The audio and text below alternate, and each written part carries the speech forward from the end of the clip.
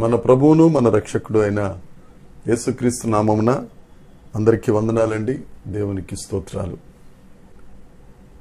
కృపగలిగిన యేసుక్రీస్తు ప్రభు, దయగలిగిన దేవుడు, జాలి కలిగిన యేసయ్య మనల్ని ప్రేమించి మరలా మనకు ఒక నూతన దినమును అనుగ్రహించినందుకు సమస్త మహిమ ఘనత ప్రభావములు యేసుక్రీస్తు ప్రభుకి చెల్లునుగాక.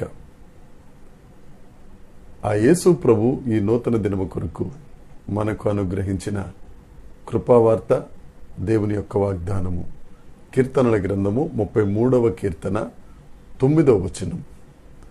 ఆయన మాట సెలవీయగా దాని ప్రకారం ఆయన ఆజ్ఞాపింపగానే కార్యము స్థిరపరచబడెను. దేవునికి స్తోత్రం కలుగునుగాక, దేవునికి మహిమ కలుగునుగాక. దేవుని యందు ప్రియమైన సహోదరి సహోదరులారా, మన దేవుడు మాట ఇయ్యగా ఆ ప్రకారం ఆయను. ఆయన మాట ఇస్తే చాలండి, శూన్యము నుంచి సమస్తము సృజించబడుతుంది. ఆ మహత్తైన మాట ఆదికాండం 1వ అధ్యాయంలోనే ఆయన మాట సెలవీయగా వెలుగు కలిగెను. ఆయన మాట సెలవీయగా సూర్య చంద్ర నక్షత్రములు కలిగెను. ఆయన మాట సెలవీయగా నీట జీవరాశులు పుట్టెను. ఆయన మాట సెలవిస్తే చాలు 5 దినాలు జరగవలసిన కార్యములన్నీ జరిగిపోయాయి. మన దేవుడు ఉన్న వాటిని లేనట్టుగా తన మాట చేత చేయగలిగిన దేవుడు, లేని వాటిని ఉన్నట్టుగా చేయగలిగిన దేవుడు. నా ప్రియ సహోదరి సహోదరుడా, నువ్వు ఏ పరిస్థితులలో శూన్యమైపోయావో, ఎక్కడెక్కడ చెల్లాచెదరైపోయావో, ఎక్కడెక్కడ పనికిరాని పరిస్థితిలోనికి వెళ్ళిపోయావో, దేవుడు ఒక్కసారి మాట సెలవిస్తే చాలు నీ శూన్యమైపోయిన నీ పరిస్థితి నుండి, దీనమైపోయిన నీ స్థితి నుండి ఆయన సమస్తమును ఆశీర్వాదంగా చేసి అనేకులకు నిన్ను ఆశీర్వాదకరంగా చేస్తారు. 107వ కీర్తన 20వ వచనంలో ఒక మాట ఉంటుంది.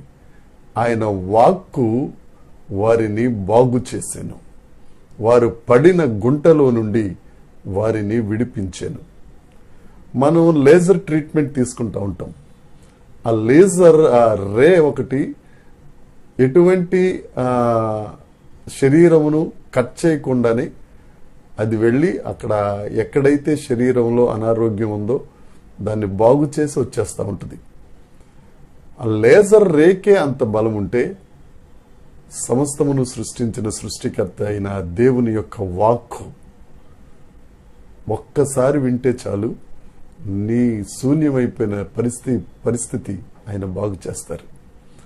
ఆ లేఖనంలో రాసున్నమాట, నువ్వు పడున్న గుంటలో నుండి నిన్ను పైకి లేవటం కాదు, నిన్ను విడిపిస్తాడు. ఏ అస్వస్థత అనే గుంటలో పడిపోయావో ఆయన విడిపిస్తాడు. ఏ రోగం అనే గుంటలో పడిపోయావో ఆయన మాట స్వస్థపరుస్తుంది.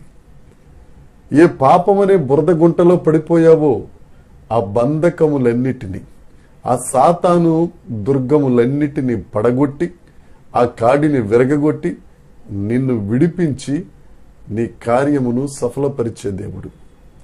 ఆయన మాట ఇస్తే ఆ ప్రకారం అవుతుంది.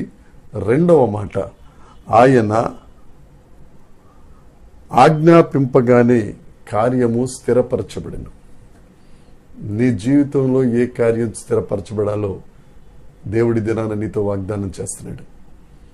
ఆయన ఆజ్ఞాపింపగా నీకు రావాల్సిన ఆశీర్వాదం, ఆయన ఆజ్ఞాపింపగా నీ కుటుంబంలో జరగవలసిన ప్రతి పని, ఆయన ఆజ్ఞాపింపగా నీ వ్యాపార వ్యవహారాలలో, నీ ఉద్యోగ పరిస్థితులలో జరగవలసిన ప్రతి ఆశీర్వాదం దేవుడు స్థిరపరచునుగాక. ఈ దినాన్న దేవుడు నీకు వాగ్దానం ఇస్తున్నాడు. ఆయన మాట సెలవిస్తే చాలు ఆయన ప్రకారం.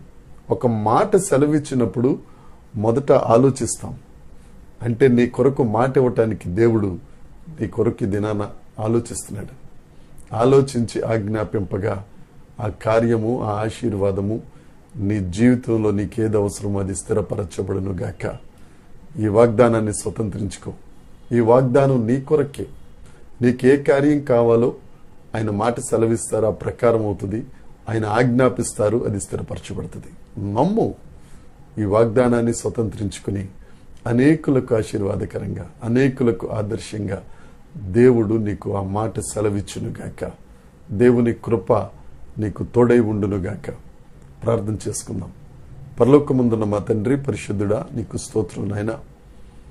దేవనాయన, మీ నూతన దినంలో మీరు ఇచ్చిన వాగ్దానం, మీరు మాట సెలవిస్తే ఆ ప్రకారం అవుతుంది, మీరు ఆజ్ఞాపిస్తే అది స్థిరపరచబడుతుంది. గనుక ఈ వాక్యము, ఈ వాగ్దానము స్వతంత్రించుకున్న ప్రతి ఒక్కరి జీవితంలో మీ ఆశీర్వాదము స్థిరపరచబడును గాక.